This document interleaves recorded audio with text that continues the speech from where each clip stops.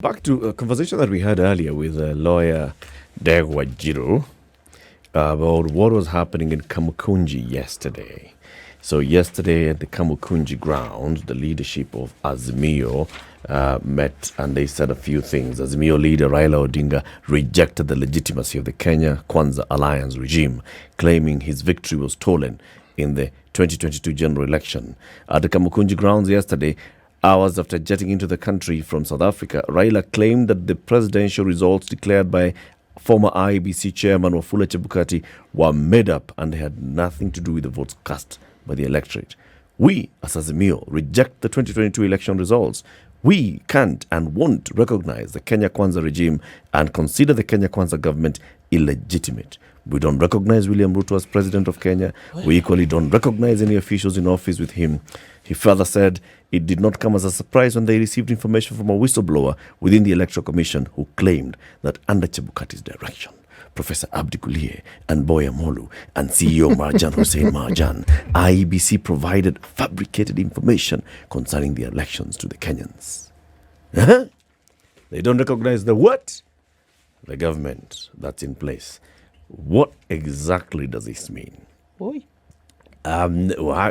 Degwa told us, so this is the beginning of a conversation where all of us must have a conversation, and it's Kenyans exercising their sovereignty as provided for in the Constitution of Kenya and saying, look, there are questions that need to be answered. This is what we are asking the questions. Those with answers must come with answers. Mm-hmm. Do you think Raila is seriously saying, I don't recognize Ruto as president? Or do you think Raila is using the platform to Angle for power sharing. Or even if not power sharing, angle for a conversation, for a negotiation? One of the things that CT says is when you hear things like this, you can't take away the element of negotiation that might be playing out here. Yeah. And it's very rare for politicians, and their ilk to say things like this without hoping. These Kenyans that we talk about, are they really the audience here? Who is the audience when these things are being said? Who do you hope will listen when these things are being said? Is he talking to Kenyans or is he talking to somebody? Is he talking to the 7 million people who voted for him? And they say, okay, fine. No, he says they're not 7. He says they're 8 million. All right, okay.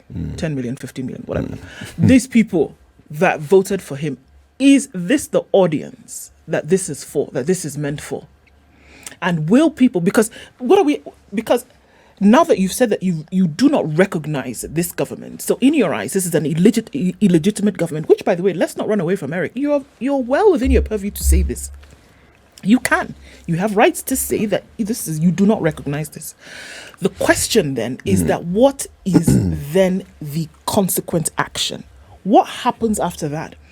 Are people then going to be snapped up into this whirlwind of whatever it is? What was that thing on Monday when there was traffic for hours? What was that? People, what you're going to say, resist certain products? What is going to happen thereafter? What's the next will thing? you snap up people into that again? I'm not really sure that I agree that you have a right to just get up today and decide I don't recognize the government. You can say whatever you want, can't you? You can say whatever you want. I don't think so. Can't you?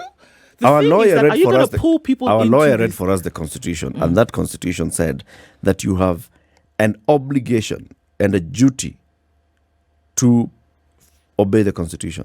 And that Constitution gives you the right. Among other things, he said self-determination. Right. Gives you freedom of speech. No. It doesn't give you freedom of speech. It gives you freedom of speech, but also it tells you must, there are limits. And one of those things, you must recognize the government in place. No, you don't have to. There's the point. You are not obligated to recognize it. Wait a minute. By following the Constitution, if the Constitution has created an institution called the police, and you wake up today and you say, I don't recognize the police.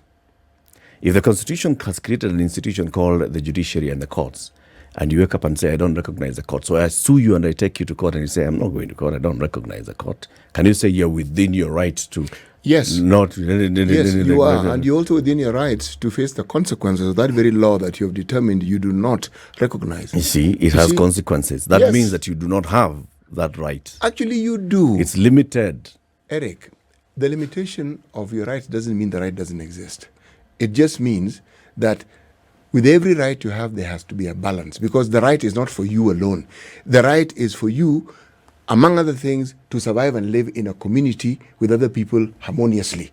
So there's always that check and balance. But you're talking about the absolute context of the right. Yes, with consequences. Every right that we speak of has a counter to it. Every. Okay. Yes. So when that right is limited, Yes. and you push beyond the limit, then you've broken the law. When is it beyond? At what point is it beyond? When you say you don't recognize.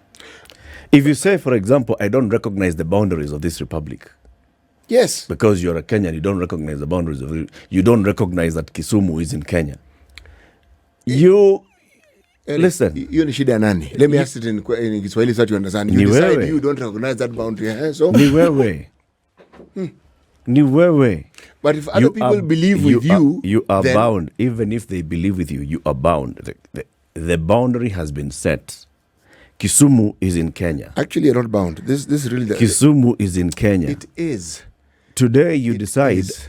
I don't recognize Kisumu to be in Kenya.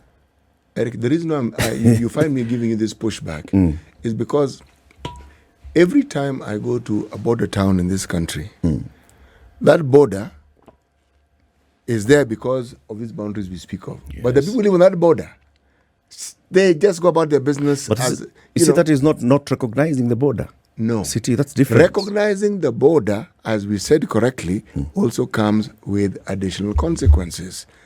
Obeying certain rules, ensuring you do certain things. And I'm saying, people live on the border just cross willy-nilly. The border might as well not exist, and yet it is there. Yes, Okay. but the people who are crossing recognize that border. You know why? Because when they're on the other side of the border, they will follow the laws of that side of the border. When they're on this side of the border, they will follow the laws, and they're bound by the laws of Actually, this side of the my border. experience is that And they are bound. No, those no, no, laws no. are fluid. It's okay. In those border areas. They may be fluid They are until the fluid. point of enforcement. Until the point of enforcement. If you operate a shop on the Namanga, Tanzania side of Namanga, you will pay your taxes to Tanzania. There is no issue of ati mimi duka langu liko hapa, mimi hapana, mimi si recognize hii border, mimi nalipa taxes zangu Kenya. Nothing like that. See, we're talking about two different things. The acknowledgement that the rights exist, the acknowledgement that they don't exist in a vacuum. See, two different things. They don't exist in a vacuum, but they do exist. Now, the application of it is probably what is the subject of our discourse here. Yeah. Because the manner in which those rights are expressed, the manner in which somebody understands they can exercise those rights. Now, you see, this will continuously be a subject of debate, especially when we bring that discussion to the political realm. At what point do your rights begin, and at what point are they curtailed? The right to picket, to demonstrate, Yes. to go to KAMUKUNJI, Yes. that right is there. Yes.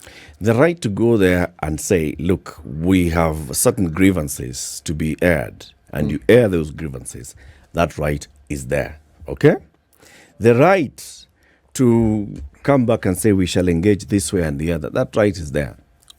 I draw my line at that point. When now you say that I don't recognize Ruto as president, I don't recognize that there's a government in place. Now that's where I start saying, boss. Must you? Boss. Must you recognize? Yes, Why? because that's the institution that's been established.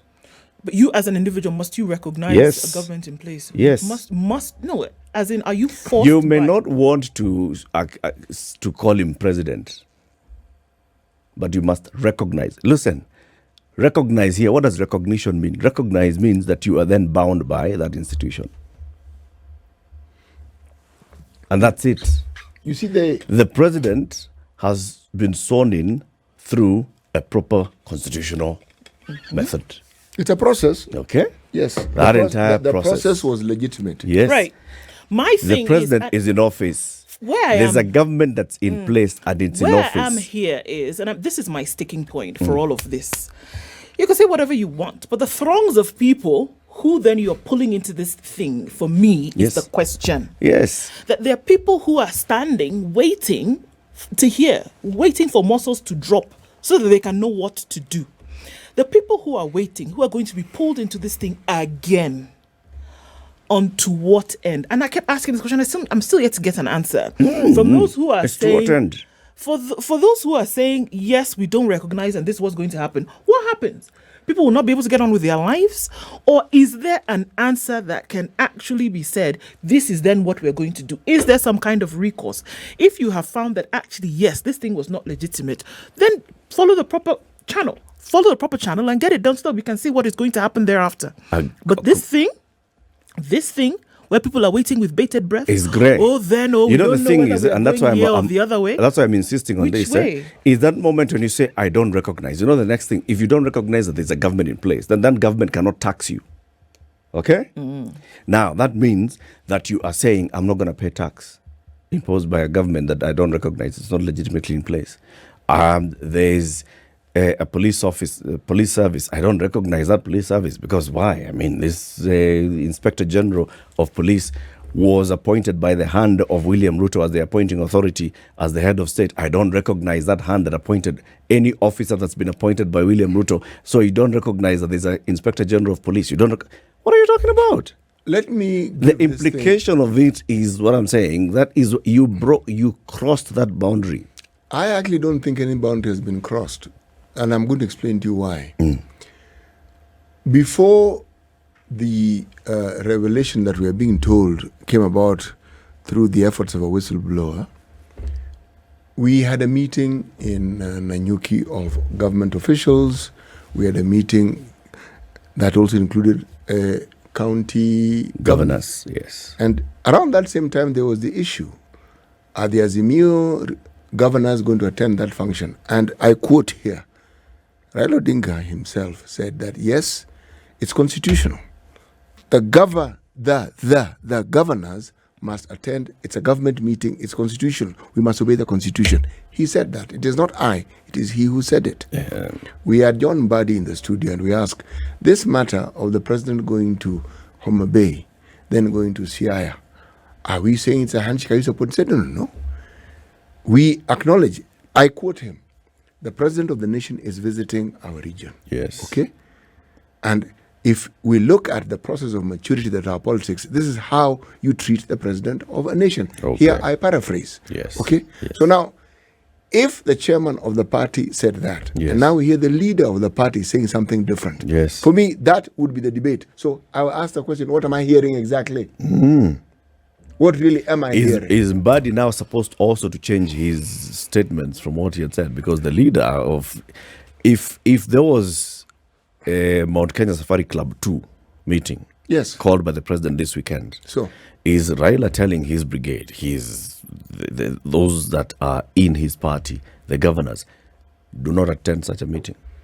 Or last week, but one, he had said, recognize the government in office, attend a meeting. I'm taking it even further. The president was inaugurated as a Luo elder. So do we rescind that? I mean, what exactly, okay, do we unelder him? I mean, do you... Dethrone. So what exactly are we hearing? I mean, that's the question I'm asking. See, even as we have this discussion about the rights and the problem that arose with the election, our elections always have a problem. Yes. Okay, in one way or the other. Okay? Now, if there's a beef about the election, and this is now my beef, and you have evidence, for heaven's sake, beyond the statement that somebody has decided to whistleblow, please show us the evidence so that we can also join you in understanding what you understand. Because right now, I actually don't understand it. Beyond being told that there was a whistleblower. That's it. Yep. Now, is that ample evidence? In my mind, oh, absolutely not. Just because someone said so. No. That is inadequate. Because as Ndu points out, what we're talking about are the consequences that lead to the sort of declarations that we now hear. If something is wrong, it should be pointed out. But it must be stated and must be seen. Yes, no. If the Supreme Court made a mistake, if the Supreme Court erred in their judgment, let us see what it is that amounts to that. Yes, they are the apex court, but they don't have a monopoly on the legal discourse in the country. They are first among equals in that judicial system, But if you're talking about legal minds in the country, people who've contributed significant to the jurisprudence of it, we are awash with such people in the country. Let us hear and let us see that evidence. Then I will say, yes, now this I understand. I can see the premise of this. But if we are basing the foundation of this discussion on a whistleblower and what the whistleblower said, in my mind, that's inadequate. It's completely. So, Ndu, you're asking who's the intended audience? Who's the here? audience of this? What do you think? Oh, because look back in history. 10 years ago, this same thing happened, whereby recognition for the government of the day then was denied by this same leader, by Raila Odinga. What happened consequently was that there was the resist movement and there was tear gas Monday, something, right? And then there were certain products that then were affiliated with government that you then were told not to purchase or whatever. Yeah. What did that end up in? Handshake. Now, if you want to look historically, was it the people, at the end of the day, the people who were said to be the supporters, waiting with bated breath as per what would happen now that we are being asked to follow you? Many would say, yes, you didn't invite anybody to KAMUKUNJI, we understand. And they all came because they have their support. Because you have their support. But that is the question. Is it for them, actually, that you're doing this? Or is there a higher gallery that you're playing to? Is it for them? Because if it really was for them, you know what you would be insisting on right now? You would be insisting on validated reforms in the electoral process. You would be insisting on those things which the government of the day today actually said they were going to do once they came into government. You would be insisting on those things, not a denying of their position in government. If you really were bothered about the people who you say, right, voted for you, rule of law, etc., you would be insisting on sanitizing the electoral process. You would be insisting on some of these matters, because if the tables were turned today, and I keep asking that question to everybody who will come and sit in this chair, if the tables were turned today and Raila Odinga won and the opposite side of the coin were turned, would we be hearing the same things that we are hearing? From Raila or from Ruto? From Ruto. Would we be hearing the things we're hearing from Ruto? Would we be hearing from Raila if he was president? They may be using different words, but he'd be saying the same thing. This is it. This is exactly it. So for whom is this game being played? Is it for those 8 million, 9 million, 15 million people? The political class. Because if it was for them, we would be hearing a different story. And that's what I'm saying. We must be very careful of those things that we're hearing, intonated or not. Be very, very careful. What are you hearing? For those who will make the mistake, and start running about if they call for action here, ask yourself, at the end of the day, when you go back and sit in your house, the person who provided the meal for you to eat, who is it? You? Or the person who was standing on that podium? Or both. That's the question that you must ask today. What does this mean? What does it then deliver? If you are really looking at a country that is free electorally, looking at its processes, making sure that those things actually work and work right, and that you don't have a body in the pocket of whoever would be the ruling power of the day. They said they want. They said they want electoral reforms. And you're saying you're vested in that, then let us see our evidence of it. Not that we are not going to recognize the government of the day because they've said they want electoral reforms, and Eric, the electoral reforms must begin with a proper and full 100% audit of last year's election. Agree. You know what? And after we audit, identify what the mistakes were. Do you know what? And we sort it out. Do you know what? I actually agree with that. That there should be a full audit. Okay. You know why? And there should be a full audit. If you tell us today that a whistleblower came and blew the whistle and said, etc., show us. Because this fearless approach that you have towards this thing, that you can say you're not going to recognize a government, it's a fearless approach. It really is. The same should be applied to this information that you're telling us could actually topple this whole idea that somebody won the election. It's a fearless approach. You're going to say that somebody came and actually said, look at what the server... Tell us, what did they actually find? The authorities who are in this country today who deal with these things, bring it to them and say, look, we may not be able to overturn the Supreme Court ruling, but take it to another court and say, actually, you know what? On a separate note, this is actually what we have found. Do we hear that? No. The next action we hear is not recognizing? Who's going to use that information to help you in any way? They're going somewhere. They're going Where? into. We are looking at the evidence that has been produced by this whistleblower, and it is incontrovertible evidence, and that is why we want those servers to be opened. Fine. Okay. Fine. So you say the reason how, you see, people vote. How do we arrive at the conclusion that someone has won an election? Because the votes are counted and the person who wins gets more votes than the other person. Yes. So we are told. Yes. And usually, if people have an issue with it, they go to court. Yes. In most instances, nobody goes to court. Yes. That person ends up being what? The winner. Precisely. Now, that is evidentiary. Yeah. Everything that is being said, the need to bring about change. Yes, there's a huge need to bring about very many changes. But this story of changing the electoral system, man, this is a rather tired story. You know why? We keep having this debate about changing the electoral system. We've turned it, twisted it, we've turned it inside out. This group of people, and the one just before it, did not the politician or the political class have a say in who was there? They did. They did. Did not everybody had their say? But if you listen to the conversations that we've had about that very body, it's like they never took part in deciding who was there. It's like these people chose themselves and then presented themselves. They installed them, and then Yes. those guys went and Yes. got a life of their own. Yes. What purpose? Because in saying and not saying and saying at the same time, there is the language that's coming from this is that there will be resisting of the government. And my question is this: what will it yield? How will it change the outcomes? How will it change the processes that led to these outcomes? How will it improve things? Yeah. How will it actually make it better?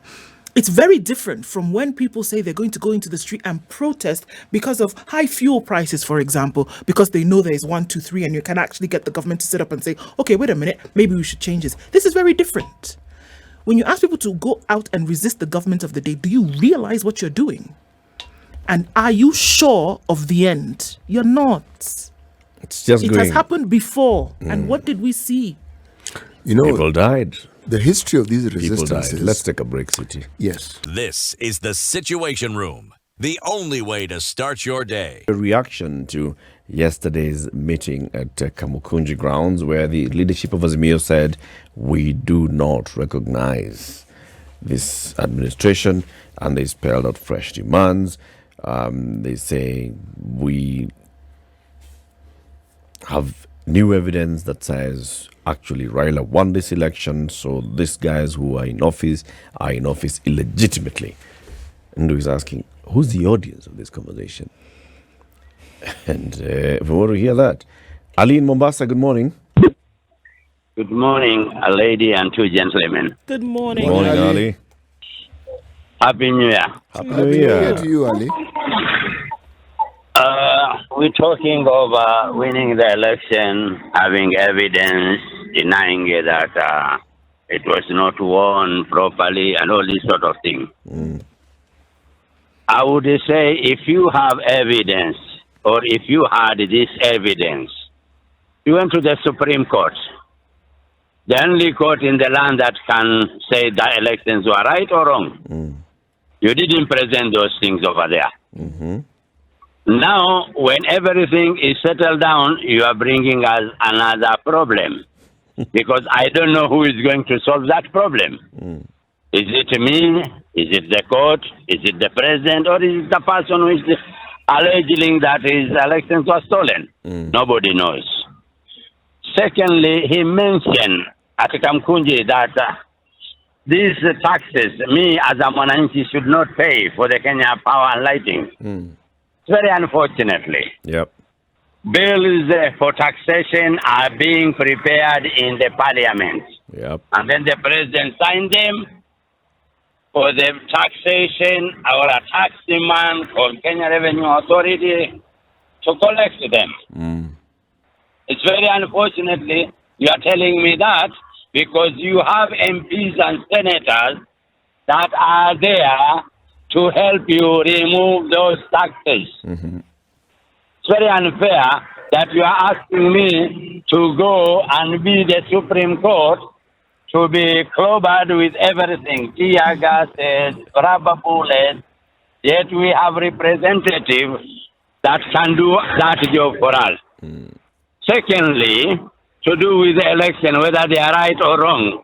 Why did you nominate your whole family members to go to that government that is illegally there, as alleged by you?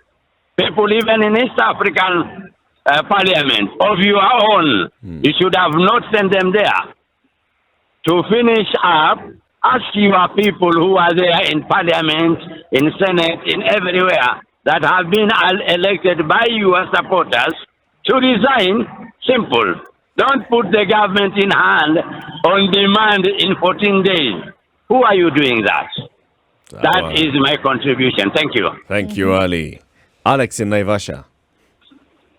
Yes, good morning. Good morning. Good morning. I'm happy to hear you again. We're happy to hear you too. Thank you so much. So, my thinking about the yesterday's rally is quite conflicted between so many theories that I would like to put out there. So, number one is that somebody said that he who pays the piper calls the tune. Yeah. So I see this as the audience that was at KAMUKUNJI was there for symbolic purposes, that we have the people, we demand this and that, but those people are not the ones who are calling for these changes and reforms. Somebody somewhere is pulling the strings, and most probably because we were told, and he told us before, that they had the deep state. So it could be the deep state is now becoming antagonistic because the man in power is not of their own. So most probably a lot of things will be turned around, and that is not what we expect going forward. And they know very well that once they don't have the hand in the government of the day, their interests will not be looked after. Number two, you can also see the language that is being put out there. Because how come the other day we were told that Raila told his people to go and welcome the president and sharing some love as he commissioned some development in Nyanza region. So what changed overnight, all of a sudden, is now that he does not recognize the government? And yet, the other day, he had said, when the president comes, welcome him. Now you are saying you don't recognize the government. So how and what has changed all of a sudden overnight? Whistleblower. Again, the whistleblower who is unmasked. You keep on telling us you have a whistleblower. Thank you, Alex. Thank you. Yeah, thank you so much. We have two Dennises on the line. Dennis in Embu, good morning. Good morning, the awesome three. Good morning to you. Dennis. My name is Dennis from Embu. Yeah. Now, okay, the story about whatever was happening yesterday, I can consider that as whatever judges of the Supreme Court called hot air.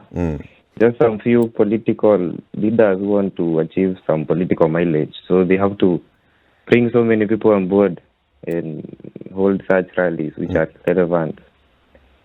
Yes, for instance, if you can take a case of Jeremiah Kioni, the Jubilee, his fellow Jubilee members were in State House with Ruto, and he's there shouting. You see, now it doesn't make any sense.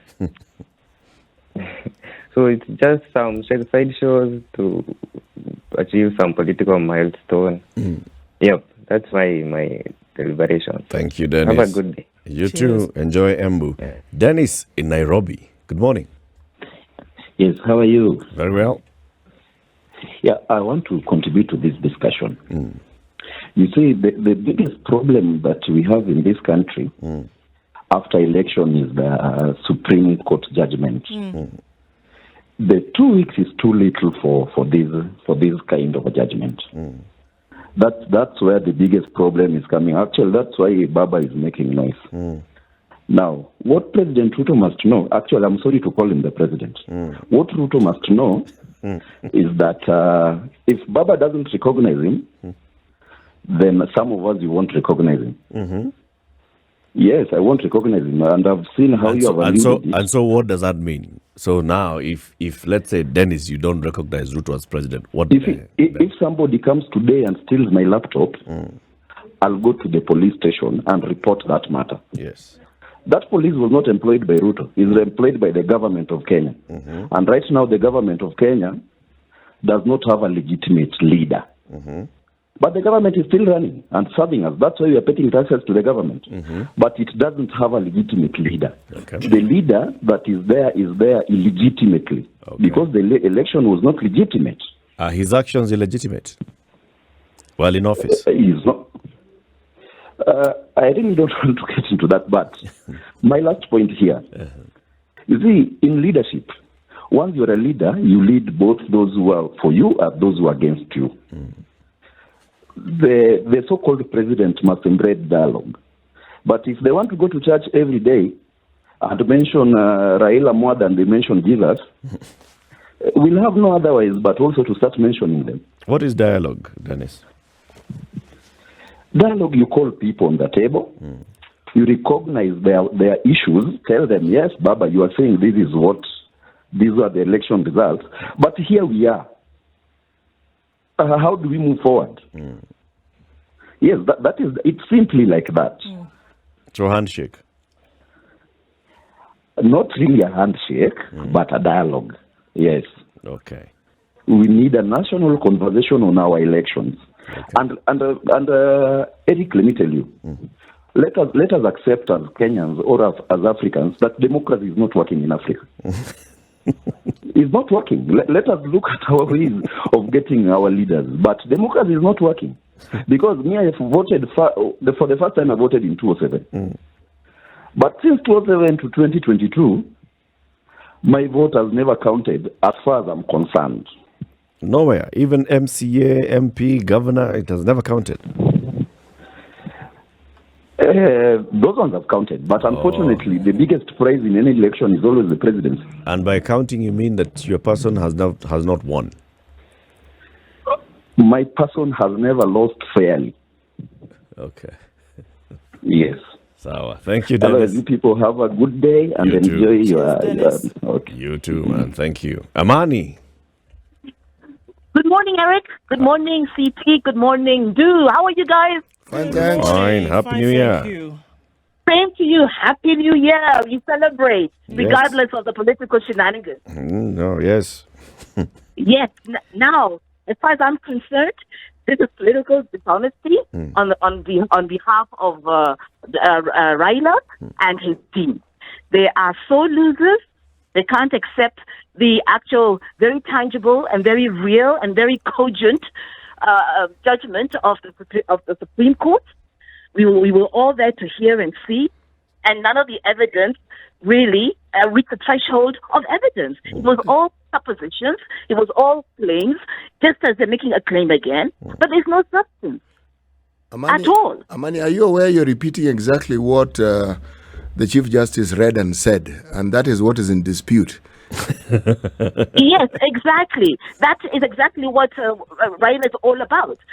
So long as Raila loses, okay, he will never accept any judgment, even if we're able to go to the international court anywhere in the world and say, okay, fine, look at the supposed evidence from both sides, okay? If they don't rule in Raila's favor, he would still reject it. Are you suggesting that any comment that has been made by Azimio or any other coalition Raila was involved in the past when they contested the election results, that they had no grounds whatsoever to contest the election results? No, in 2007, I think there may have been some plausibility, but thereafter, it is very dubious. It could have been either way, all right? So what I'm saying is Raila is not a man who accepts defeat gracefully. All the people who in KAMUKUNJI, practically all of them, were losers. Practically all of them. I'd like to ask you a question, Amani.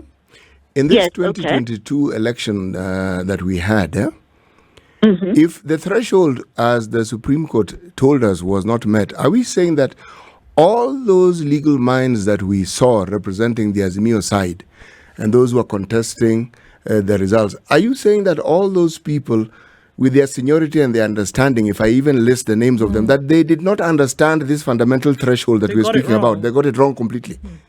They got it totally wrong in terms of evidence, and I'll explain why. Lawyers, the first thing is money. That's the number one priority. If you're willing to pay me big bucks, I will take you to court and talk all the nonsense I need to talk. I don't give a damn. Because you're paying me top dollar. Okay? That's the bottom line for any lawyer. It's a very rare lawyer who will look at your case, for instance, CT, and say, you know what, CT? Even though you're very convinced to have a case, before the law, you actually don't have substance. You have claims, you have innuendos, but you don't have substance before the law. They will, you're willing to pay, they will go.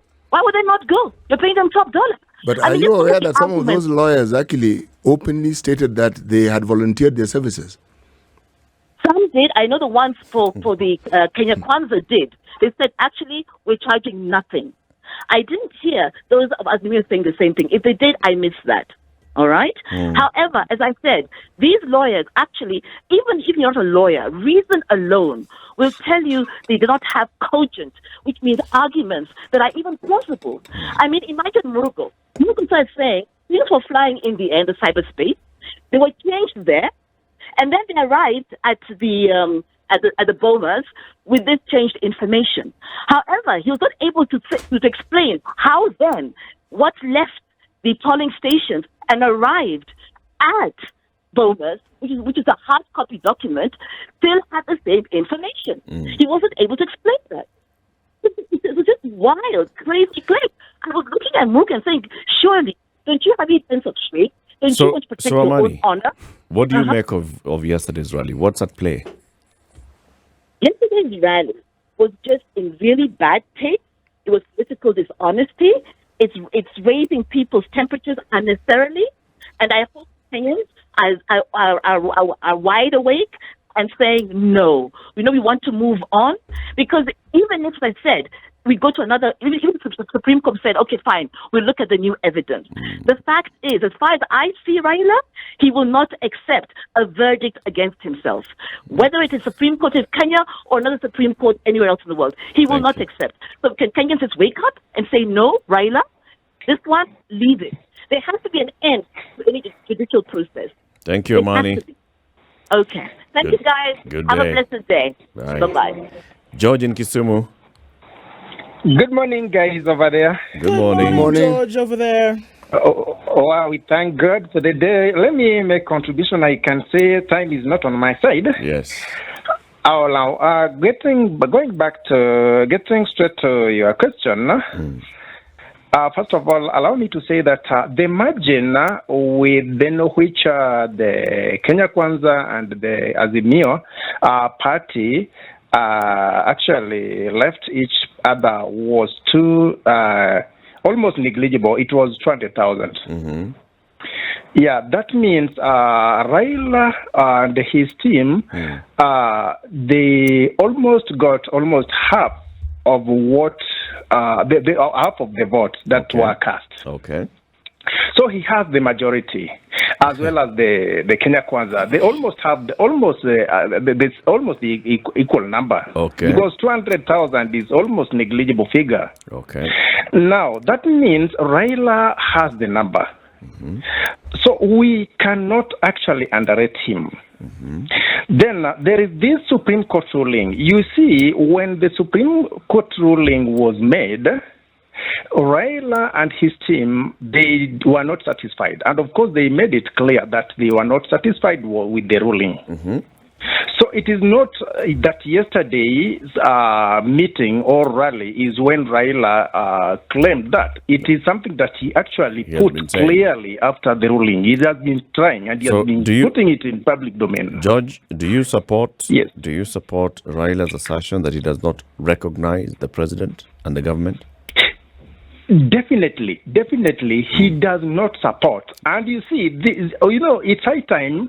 I suggest it's high time we should bring these politics in syllabus in our schools. Okay. People need to understand what politics is. You see, when William Ruto, the current president of Kenya, was being interviewed in an international radio station in America, I remember he said that he needs a vibrant... Judge, I just wanted you to answer that question, whether you support him, and I hear you. Thank you very much for calling. Yes, please. We've run out of time. Thank you for calling, and thank you for all the people who have called in this morning. Yeah, the conversation continues. This is the one where we ask all the questions and we raise the debates in the national conversations.